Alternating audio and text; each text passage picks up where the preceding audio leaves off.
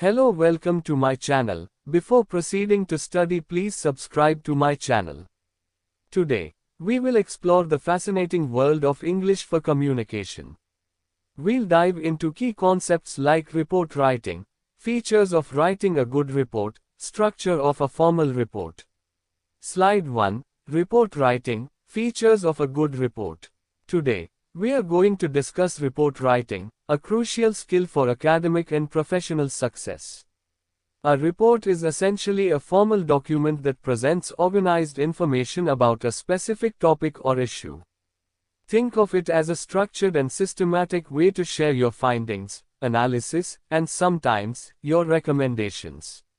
For example, in a science class, you might write a lab report to detail the experiment you conducted, the results you observed, and your interpretation of those results. Now, what makes a report good? Here are some key features of a good report. 1. Accuracy. First and foremost, the information you present in your report must be factually correct and free from any errors. This is vital for building trust and ensuring that your conclusions are reliable. 2. Clarity. The language you use should be clear and easy for your intended audience to understand. Avoid using overly complex vocabulary or technical jargon unless it's absolutely necessary and well explained.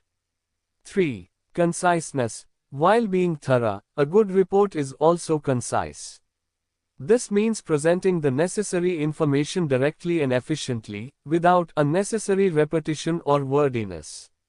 Respect your reader's time. 4. Objectivity. Reports should strive for objectivity. This means presenting information without letting your personal biases, opinions, or emotions influence the content or the conclusions you draw. Focus on the facts and evidence. 5. Completeness. A good report includes all the information that is relevant and necessary for the reader to fully understand the topic and any findings or recommendations.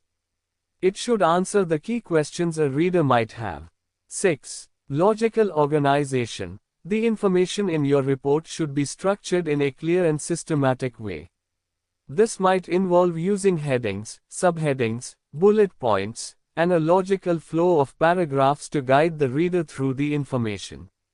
7. Clarity of purpose. Right from the beginning, the purpose or aim of your report should be clearly stated. The reader should know what the report is intended to achieve or what question it aims to answer.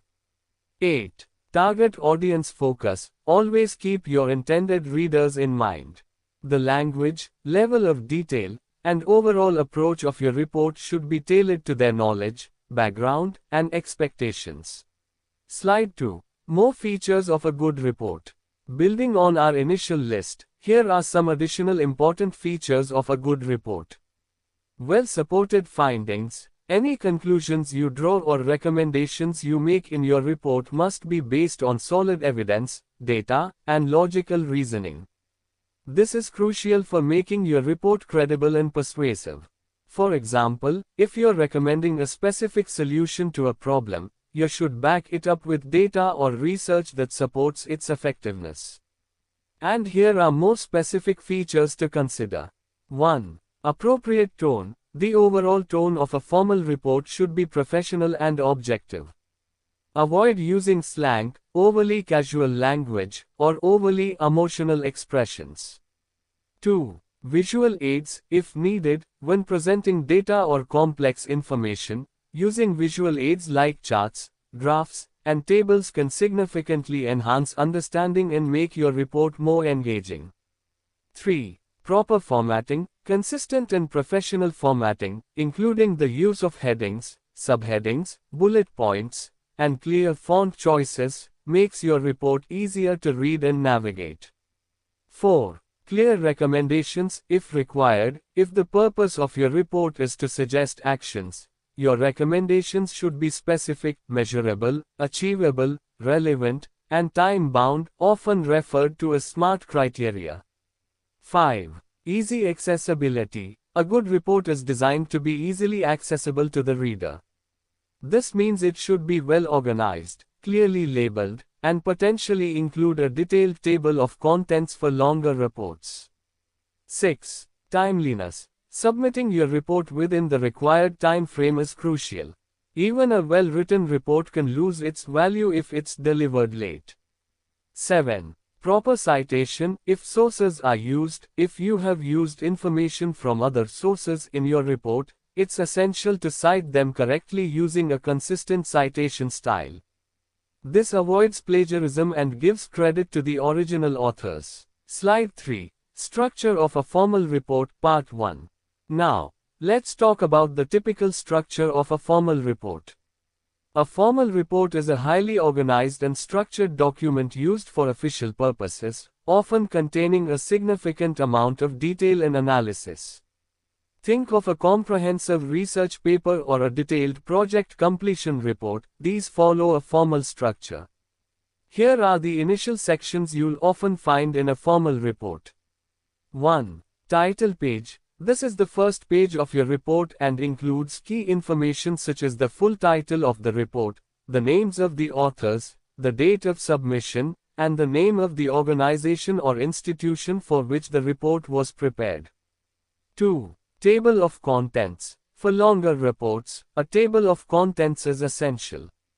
It lists all the main sections and subsections of your report, along with the corresponding page numbers. This allows readers to quickly find specific information they are interested in. 3. Executive summary, abstract. This is a brief but comprehensive overview of the entire report, usually 1 or 2 pages long. It summarizes the main objectives, key findings, significant conclusions, and any important recommendations. Often, busy readers will only read the executive summary, so it needs to be clear, concise, and compelling. 4. Introduction. The introduction provides the necessary background information on the topic of your report. It clearly states the purpose and scope of the report, what you're intended to investigate, and what aspects you covered. It might also briefly outline the methodology you used. 5. Methodology. This section provides a detailed explanation of how you gathered and analyzed the information presented in your report. This is crucial for establishing the credibility and validity of your findings. You would describe the research methods, data collection techniques, and analytical procedures you employed. Slide 4. Structure of a formal report, Part 2. Continuing with the structure of a formal report, after the initial sections, you'll find the main body and concluding elements. Body, findings and discussion. This is the heart of your report, where you present the information you gathered, your analysis of that information, and your interpretation of the findings.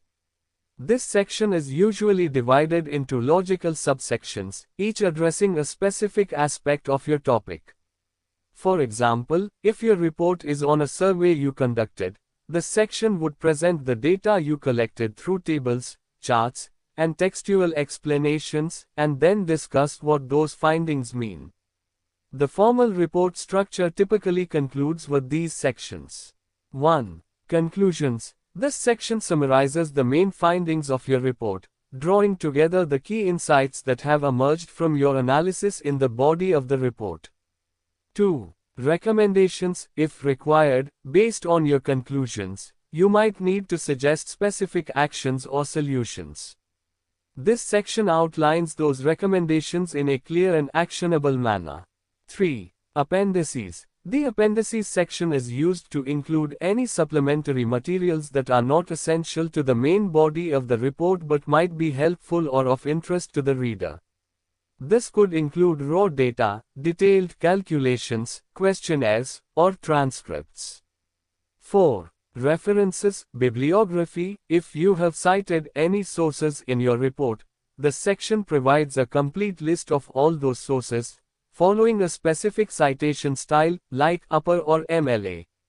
This gives credit to the original authors and allows readers to consult those sources. 5. Glossary. If needed, if your report uses a lot of technical terms or jargon that might be unfamiliar to some readers, including a glossary that defines these terms can be very helpful for comprehension.